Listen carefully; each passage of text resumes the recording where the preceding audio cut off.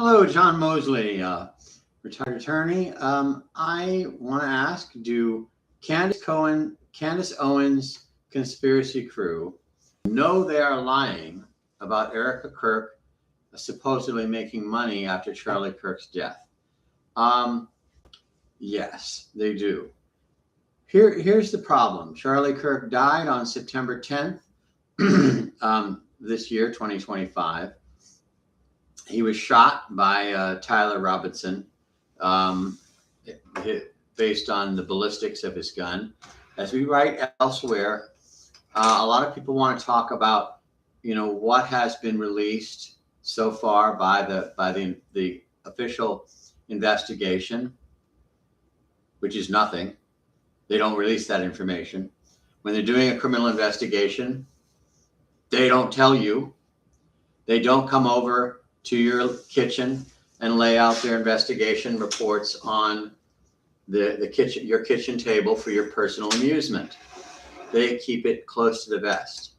There is indications of text messages with I don't want to characterize too much, but let's say some left-wing, extremely nutty activists. The prosecution could very well be investigating whether there were other left-wing wackos involved in the assassination of Charlie Kirk by violent leftists. And for 1,000 reasons, they don't tell you. If they hear you saying something about the investigation or what happened on September 10th, and they're sitting there going, well, that's not true. That's not what we said. They're not going to say anything. They're just going to go, mm-hmm. Go ahead and talk. When will we find out the details of the assassination of Charlie Kirk? When the trial begins, not before. So we have all this nonsense going on, very kooky, but the worst of it, the most disgusting, despicable, monstrous evil, are those people attacking Turning Point USA and Erica Kirk. Now, the left clearly tried to shut down Charlie Kirk because he was an extremely effective organizer for the conservative movement. And the Democrat Party, which has always lived in the land of delusion, self-delusion, has banked on certain fantasies about demographics. All Hispanics support illegal immigration. No, they don't. They mostly left countries to come to the United States to get away from the corruption and bad social issues in the countries they left. They don't want it coming here. They came here to get away. They are not sympathetic to every illegal alien that exists. The young people are turning towards the Democratic Party. It's just a matter of time. And the young people will all come out and be, 1970s anti-Vietnam hippies. And the Democrats, despite the stupidity of their policies and the abject failure of everything they do supposedly for our country, will win election after election because all the young people will finally wake up and come and vote for us. Donald Trump got tremendous increases in every group of voters that the Democrats have been counting on. One of them is young people. Now, one of the main ways that Donald Trump really kind of I'm sorry to say, Johnny come lately to the conservative cause, but still a very effective and powerful champion for what Americans believe. He has won over these groups by not treating them as groups, talking to them as human beings.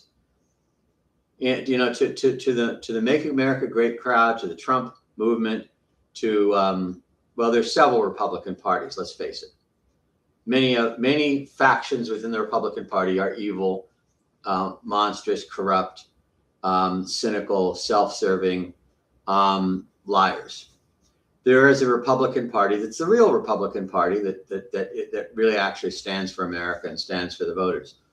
You can't confuse the different factions. But under Trump and his leadership and the groups that support him, we actually treat people like human beings, the forgotten man.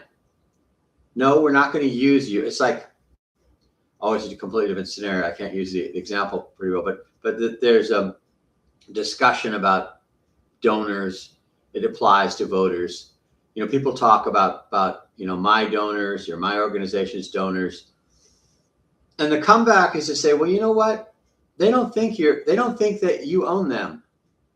People who have donated in the past or whatever, like, no, I don't belong to you. I'm an individual. If you appeal to me on a certain issue, you might win me over, but I don't belong to anybody. I'm a human being. So Turning Point USA had to be destroyed because the young people, it was vastly organizing on an excellent level. The young people turning towards the American values, what America stands for, which we call the conservative movement. Now there are fake conservatives too, great many of them. But the thing is that what we understand to be make America great again, the patriots, all these labels have problems, but the people that are returning to running our country because they actually care about this country, they're loyal to this country and what it stands for, what its values are. So they shot Charlie Kirk because he killed them in the 2024 election, and he's not going to stop. And Turning Point USA is active in other countries. So Turning Point USA and Charlie Kirk were transforming American politics back to what it used to be, and transforming many countries around the world. So for that reason, he was a terrible threat. Democrats wouldn't want to do something to actually help people or change their policies or admit that they're wrong or admit that their policies are stupid or admit that everything they touch turns to expletive deleted. So the thing is they shot Charlie Kirk. And the question then becomes, what's going to happen to Turning Point USA? And Candace Owens and all these anti-Semites, and there's been some analysis by Gary publicized by Gary of Premium Tactical, and his show and other people. Most of these bots, these comments, are fake. You can they have criteria to actually identify that. It's not just an opinion. That someone is funding an enormous effort to boost and amplify the criticisms of Erica Kirk and Turning Point USA, to destroy the MAGA movement, move us back towards George Bush and Mitt Romney and John McCain, and or more to Bernie Sanders and AOC. So the effort here is clearly to change our country's politics by destroying the voice of the American people in organizations like Turning Point USA. So after this happened, the issue is, of course, what's going to happen to Turning Point USA? And that's a big question. Normally, when you have a business or an organization and its founder and prime driver is lost, there's a very serious question about whether that organization is going to continue at all. So donors gave money in buckets to Turning Point USA. I think I've heard that the figure like $100 million. I'm still trying to figure out. I spent about 2 hours yesterday trying to go through editing software It was awful. Every time that the tech world comes out with a new version of software, it's worse. It's awful. It's like they're trying to dumb us down. They created the internet. They created the revolution of technology, and it was too effective. And the American people became too independent and able to get around the establishment. So they have to dumb down the software and make it as difficult as possible. So I invested in trying to get some better videos editing than YouTube's live, and I still haven't found anything that isn't junk. I'd like to hear if anyone has any good. I mean, I used to have Movie Maker. I've used Audacity in the past. It's now awful. They've made it awful. Movie Maker, Microsoft has made it awful. Anyway, so if anyone has any ideas, that's just a commercial side issue. I need help.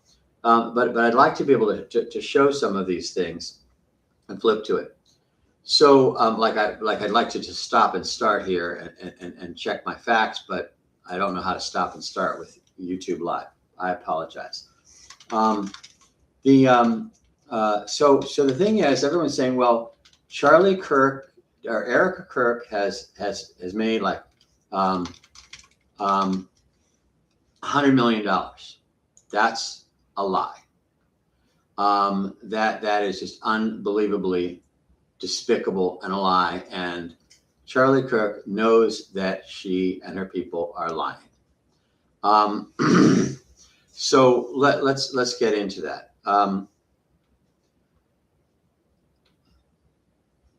Okay, they raised. See, this is the issue. Okay, they've raised an enormous amount of money before Charlie Kirk died. It was a very big and very successful organization. However, Turning Point USA is a 501c3 nonprofit organization. So the money donated to Turning Point USA does not belong to Erica Kirk. Why is Candace Owens a despicable, heartless liar? Because she worked there for about 1.5 years. Now, it's a huge organization. That just because she works there doesn't mean she. I've worked in organizations where I met the head more when I didn't work there than when I did work there.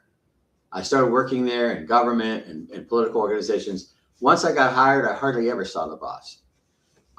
So Candace Owens was not important in this regard, but she did work there. And as a result, she knows that it's a 501c3 organization. She knows that the money goes into the foundation. She knows that it is not personally owned by anybody.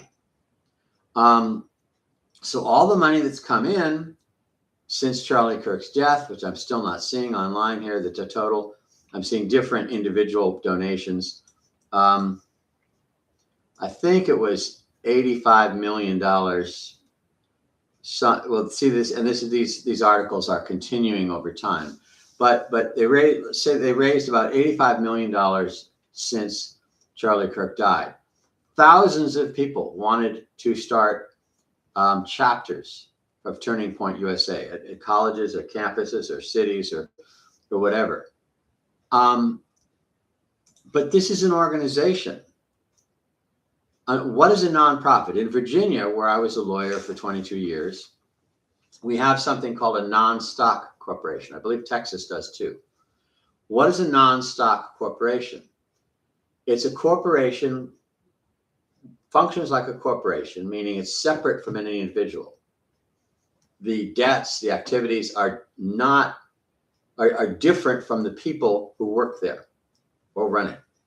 If you have a corporation and someone sues the corporation, usually the people are not personally liable. It's the corporation who did it. Well, corporations don't do things without people. It's an inanimate object. But still, in the law, we recognize the difference between a corporation run by people as opposed to the individual people themselves. So it acts like a corporation, but there's no stock. Nobody owns it. No stock is issued, no shares of stock. How many shares of stock do people own? None. It doesn't exist. There are no owners. In Virginia, a non-stock corporation is automatically nonprofit because nobody owns it. That's why it has to have various safeguards, at least 3 board of directors. It has to satisfy various requirements. And in order to get recognized by the IRS for tax deduction, there are much higher standards. The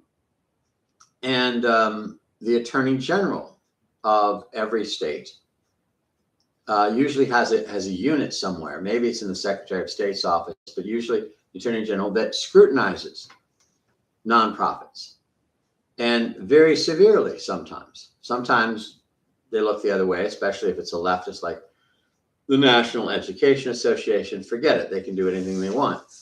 But these things are very highly scrutinized to make sure that they're run properly. But Erica Kirk does not get the money. The money goes into Turning Point USA. And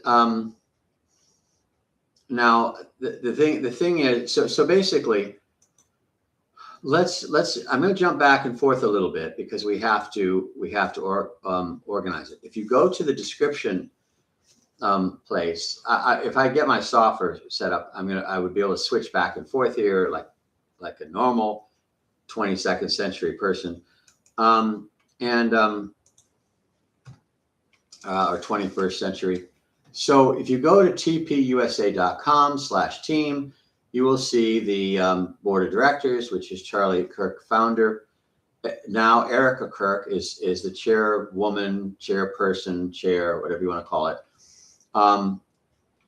Erica Kirk is carrying it on. David Engelhardt is on the board. Doug DeGroot, Mike Miller, Tom Siddiqa, and then under staff, you see a great many staff, including this chief financial officer, Justin Olson. It's his job to watch the money and report to the government and report in audits. Frank Carney is the general counsel. That means he is the lawyer for Turning Point USA. A person, a law school graduate can work in various things without working as a lawyer. But the general counsel is working as a lawyer. That means he is responsible to various regulations and requirements and must act appropriately.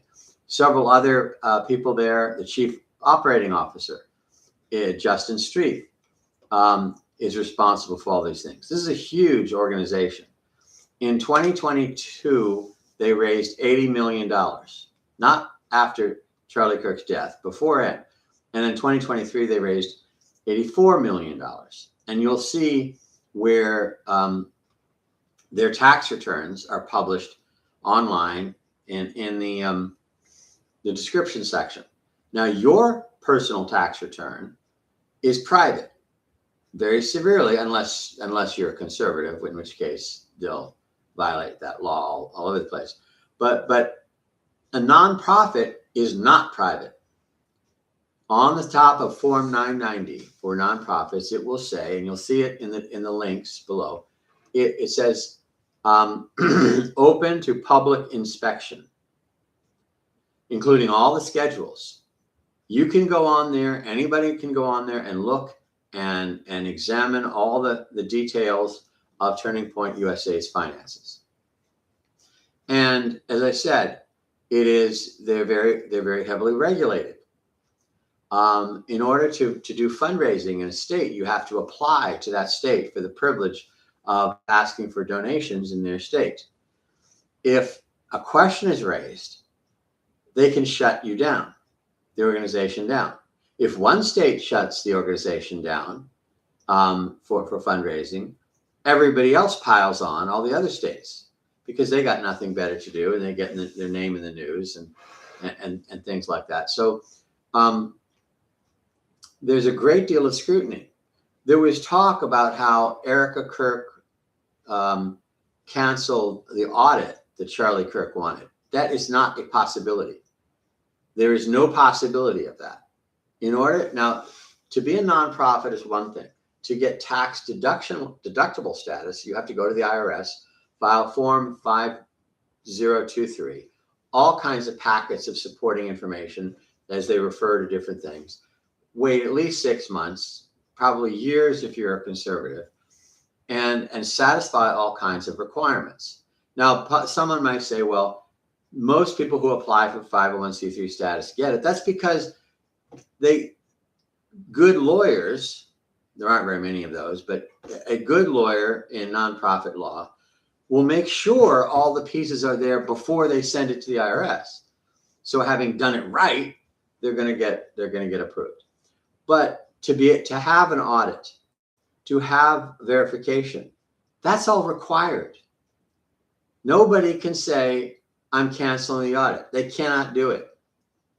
If Erica Kirk canceled a planned audit, all these bureaucrats in all these states who have nothing better to do than to harass nonprofits would go, let's look into that. They can order an audit. They can do an audit. And you can't stop them. And if you don't cooperate with the audit, they shut you down. And you're out of business. And so it's just another lie. So the thing is, Charlie Kirk, I think, what was his original salary? His original salary was modest in 2012. It creeped up over time to $300,000 a year, which, given the size of Turning Point USA, is pretty typical. You know, an $84 million organization with activities around the world, a $300,000 salary for the head of it is pretty normal. The fact that it's uniquely about his personal skills. If you had, and there have been some attempts like this, but they haven't been done very well, the way Turning Point USA was. You get a famous sports figure, and he wants to start a litter organization or a homeless shelter or something like that. His notoriety would be an integral asset of the organization. It's not like just, it would make a difference. He would be a very valuable addition to the overall effort. So now Erica Kirk is probably getting that salary as the replacement CEO and chairperson of the board of directors. But the donations coming in because of his death are not going to Erica Kirk. They can't. If they did, all of the bureaucrats in all the states would shut the thing down gladly, because they're liberals usually. I mean, it's just a fact that usually conservatives don't believe in government, so they tend not to go into government as a career, which is a mistake probably, but that's just the way it is. So anyway, so the thing is that Erica Kirk is not profiting off of Charlie Kirk's death, and Candace Owens, who worked there for a year and a half, knows it. She knows darn well that nobody personally profits other than an agreed salary contract, which has to be scrutinized by the chief financial officer, the general counsel, the board of directors. It has, and leading leaders of the organization have to be disclosed to the states and to the IRS, and their contracts and terms can be inspected by the attorney generals, the secretary of state, depending on how the state organizes these things, and the IRS and so forth. So when someone gets paid a salary for their work, that for a nonprofit is not hidden. That is out in the open, especially for major leaders. So what do we have? And I think I put it in the description. Charlie Kirk was shot on by Tyler Robinson. Yep, I said it, by Tyler Robinson. And oh, by the way, Charlie Kirk was shot by Tyler Robinson, and And the person who shot him is Tyler Robinson. Um, so that was on September 10th. And on September 12th, Erica Kirk gave a very moving speech from the radio studio of the Charlie Kirk Show. Now, really monstrously evil, cold-hearted, demons are attacking Erica Kirk for not behaving like a grieving widow. First of all, nobody is the same. People are not all the same. So you can't say, well, who would behave that way? Lots of people would behave that way. What way? Whatever it is. Whatever it is, there's nobody who always does the same thing. There's no one behavior common to all humanity. Doesn't exist. So, would anything you could think of, would somebody do fill in the blank? Somebody would do that. Yes, they would. Absolutely. Because people are unique. But when you look at Erica Kirk's behavior, I see absolutely nothing out of the ordinary. I see an absolutely torn up, grief-stricken widow being forced to put on a brave face. Some people call her appearances a performance. Well, I think grieving spouses would say, yeah, they have to put on a brave face. They have to, they just lost their spouse, and they have to calm their children. They have to behave. They have to reassure their children. They have to reassure other people. Call that a performance, or call that being an adult. That's being an adult. And if that requires someone to pretend that everything's okay when it's not, I don't care what you call that. That's normal. That is normal behavior. You look at on September 10th, Erica Kirk addressed the nation. No, I should have got that up. She did not address the nation. Her speech was carried nationwide because it was the first reaction to her husband's death, which had become a huge story. But she addressed Turning Point USA. She did not address the nation. That speech was not for you. Grow up. She was coming to the organization and to the radio show that was his baby, was his organization, his mission in life, his dream, and addressing people to say, what's going to happen now? So she went to the studio to give this speech. Hell yeah. Because the issue is, now that Charlie Kirk, my husband, is dead, what's going to happen to his work? I want to tell you, they killed my husband, but they're not going to kill his dream. They're not going to kill his work. His work will go on. God damn it. By God, his work will continue. I am not going to let them steal that from him. As I said in another video, and I found myself kind of breaking up about the idea, is for a spouse whose spouse has died, the feeling that they're not completely gone. They're gone, but not entirely. Some part of them lives on.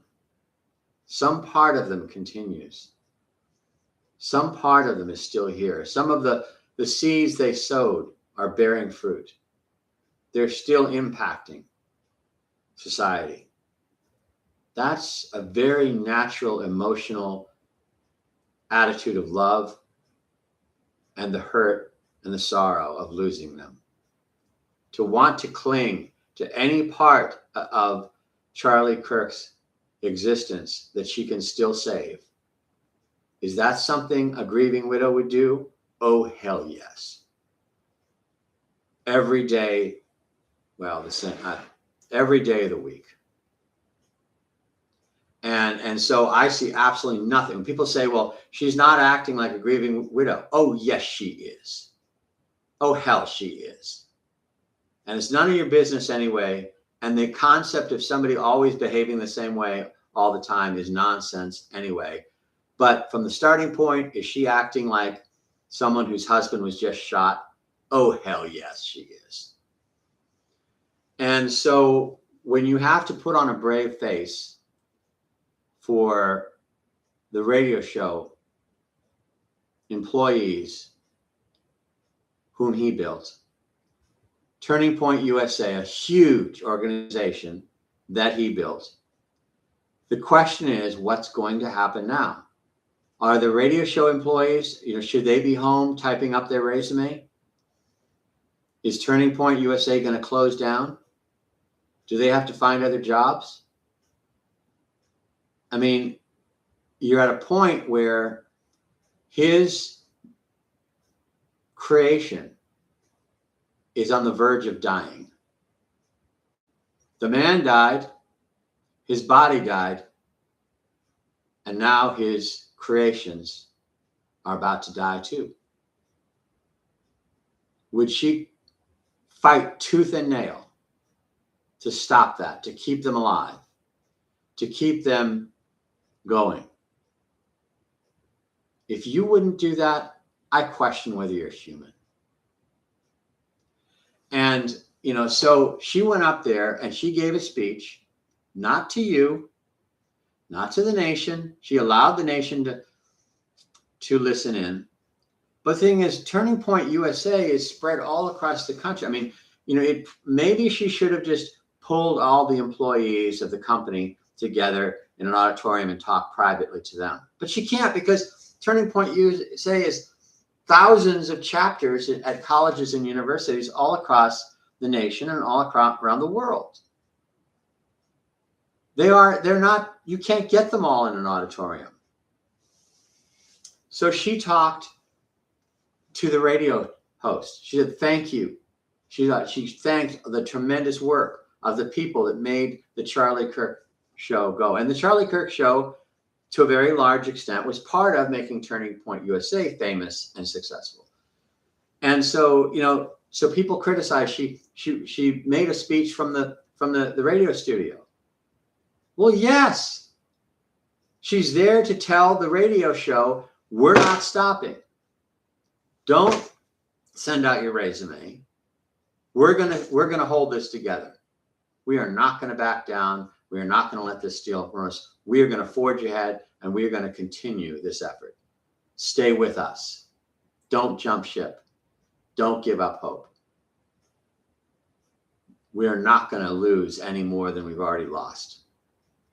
And so she is there in the radio studio talking to the radio show staff and employees and leaders. She's not talking to you. And so when you understand this, everything she does makes perfect sense. She stands up, and before she starts to talk, she's praying under her breath. And she'd need the prayer to get through that. And her face, people say, oh, her face. Yes, she goes back and forth between crying and talking. And that's what happens. That's normal. I remember the Proud Boys. I mean, not the Proud Boys, the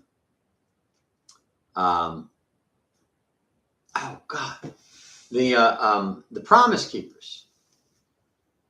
The leader of the Promise Keepers, the bishop, he was singing. There's one thing where he's singing this song that kind of became the theme song of the Promise Keepers.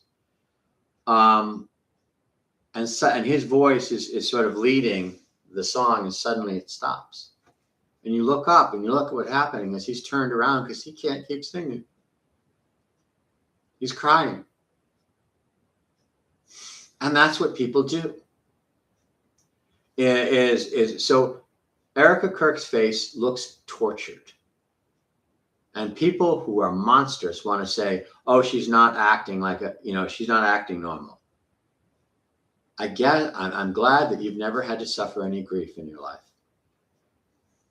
But you probably will. and you'll learn. That's grief.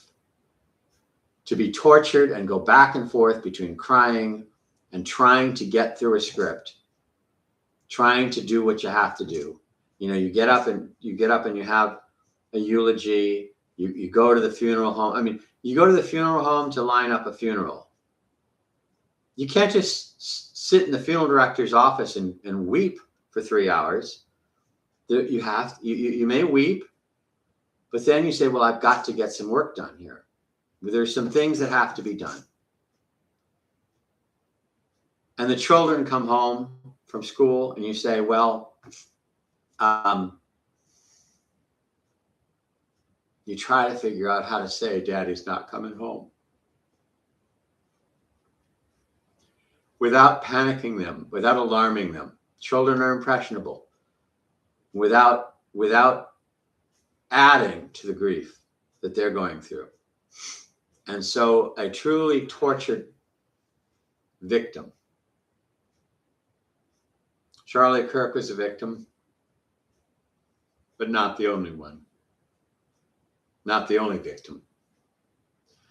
And, you know, to go through all that and for someone to say, oh, she's not acting normal. No, it's called grief.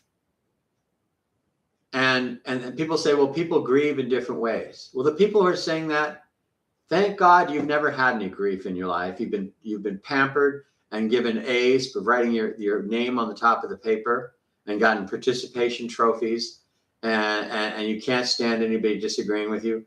I guess it's nice that you don't know what grief is. You know, if you want to make fun of people grieve in different ways, maybe someday you'll have some grief and then you'll be sorry. And this life is set up that way. It's set up to give us challenges. I'm sorry, I hate it, but you will go through grief.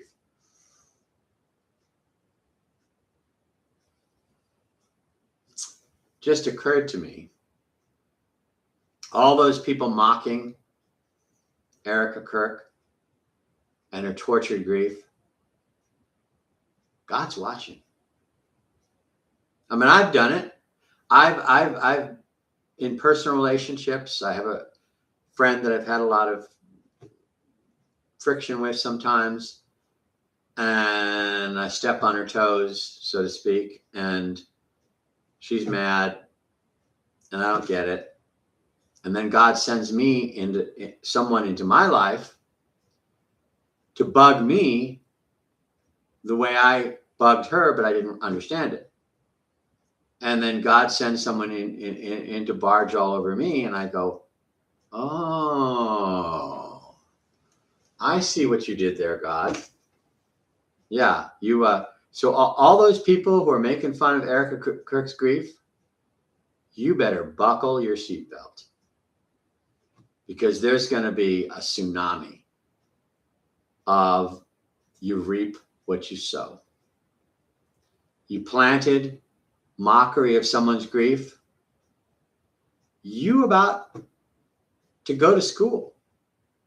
Whether you know it or not, whether you want it or not, school is in session.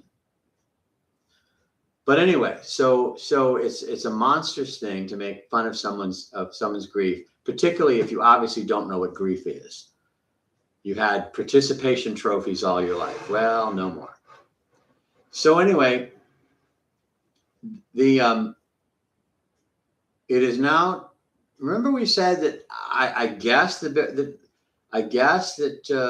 Erica is making the same as Charlie Kirk as the new CEO. It's not necessarily true. You hire, if someone's a really famous CEO and then a business has to bring in someone unknown, they might not necessarily pay them the same amount. But let's say that that she's supposed to earn $300,000. Well, she's supposed to earn it. So yeah, she's supposed to lead Turning Point USA. And the Charlie Kirk Show was a marketing arm that was necessary. And so, so if she's making money as a salary, she's earning it. And it's an unusual business. It's not flipping burgers. It's not assembling cars. It's kind of an odd, those are kind of odd businesses, but they do have to work. So then the other thing is that people have been very, very concerned, very angry and upset about her appearing at AmFest. Now, AmFest is more than annual. They have AmFest in different states. The American Festival, where Turning Point USA has big conferences. There was one up in Tampa I was going to go to, and I just got busy and couldn't go.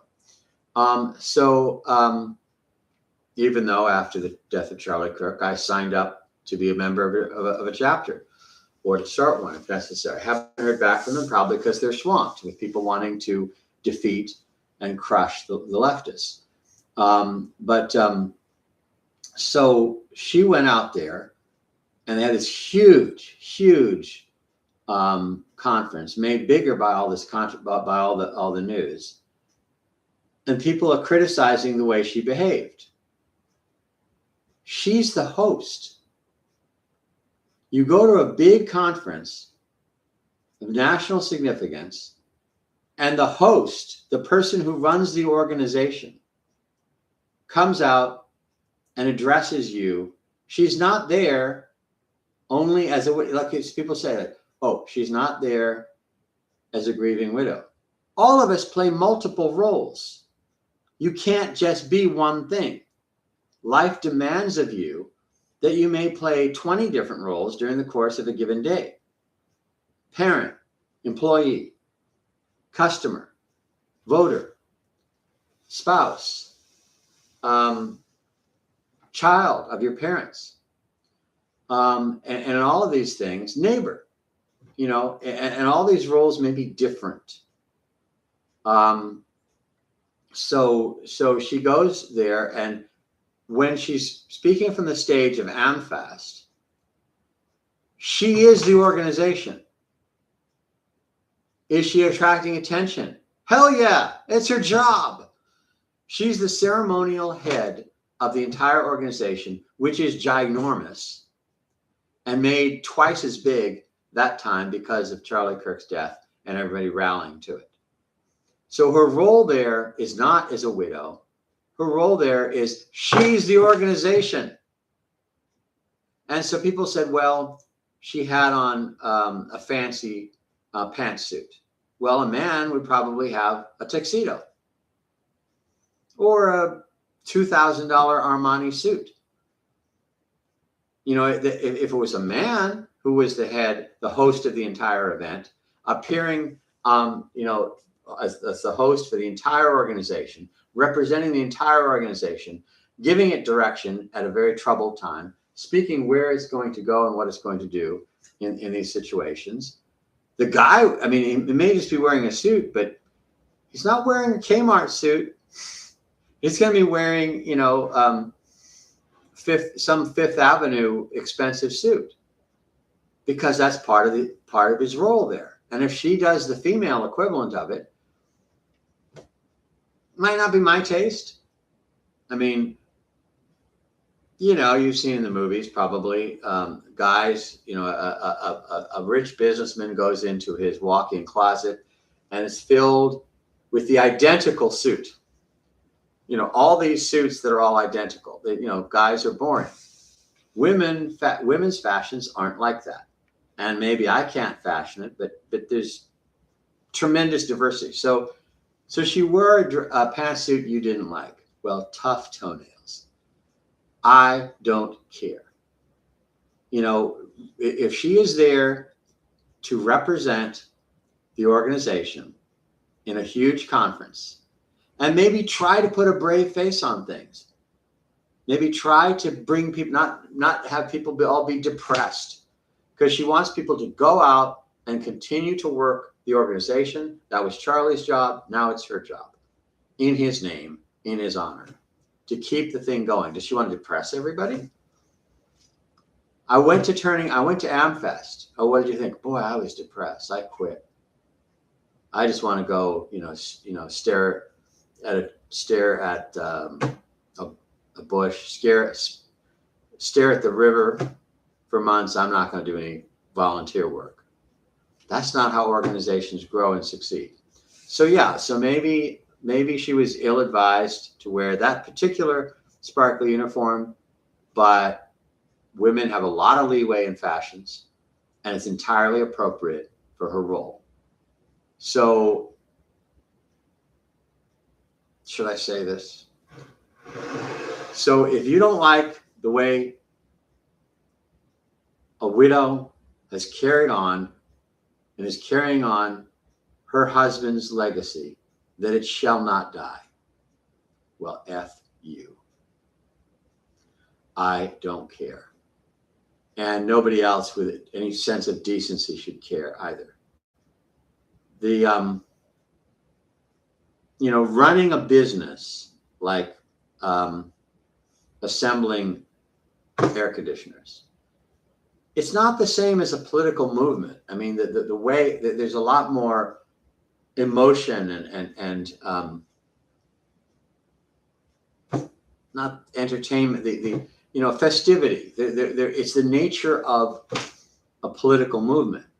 Is you get up there and you get excited. You have Lee Greenwood sing "God Bless the USA." You want people to go out of that conference. I don't care who it is, Charlie Kirk, anybody, Pat Robertson when he's running for president, you name it, whoever it is. You want them to come together, learn some things, get excited, understand what the goal, the plans are, and go out of that auditorium excited and jazzed and ready to go out there and fight. That's the nature of the business. You have a business making microwaves, then the goal is to end up with a bunch of microwaves that you can sell. When you have a political organization, you want the people to go out of there jazzed and excited. So you don't like the way, so yes, that is in conflict. People are saying, in effect, they see conflict between how a grieving widow would act and how Erica Kirk would act. Life is full of conflict. Life is complicated. That's the way it is. So yeah, when for example, you lose your husband, your accounting firm that you work at might give you 2 weeks off. I don't know. And then you go back to work. And you have to meet with customers and go through their shoe boxes of receipts and try to put together an accounting system and file their tax return. And you don't feel like doing that. You're in the conference room with your company's clients. You'd rather go back into the room, close the door, and weep. But you can't do that. You have to work. And maybe then when you go home, you'll curl up in the corner and weep. But you have to put on a brave face. You have to perform. You have to do your job in spite of the tragedies of life. And I don't know why people can't see that. Well, maybe because they're bots. Maybe because they're propaganda fakes from a Tehran troll farm. They're jihadis trying to tear this country apart, trying to tear this country away from Israel.